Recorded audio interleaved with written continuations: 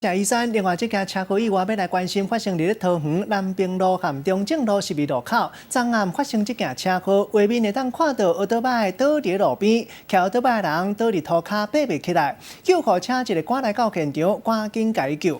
根据了解，骑奥多摆人因为违规无两段式倒弯，互直直行汽车弄一个，当场飞入半空中，佮摔倒伫咧涂骹。该在赶紧互人送去病院了后，无生命危险。详细车祸事故的原因，即马警察当日咧进一步了解。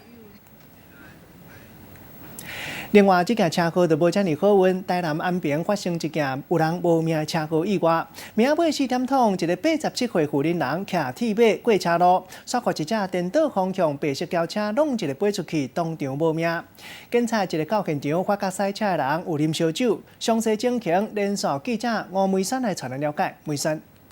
好，主播各位观众，通过监视器的画面可以看到，清晨街道上一名老妇人骑着脚踏车正要过马路。那么就在这时候呢，一辆白色的轿车却是逆向高速行驶而来，拦腰撞上老妇人。而这么一撞呢，是让老妇人当场弹飞，跌落在轿车的引擎盖上，就连她的脚踏车都高高飞起，重摔在地。可以想见撞击力道非常的猛烈。那么老妇人呢，也当场伤重不治。而整起惊险的死亡车祸就发生在今天清晨4点多。根据了解，这名20岁的蔡姓驾驶前一天晚上跟朋友到 KTV 饮酒作乐，那么后来是酒驾载朋友回家，开到台南安平区，因为不胜酒力撞死老妇人。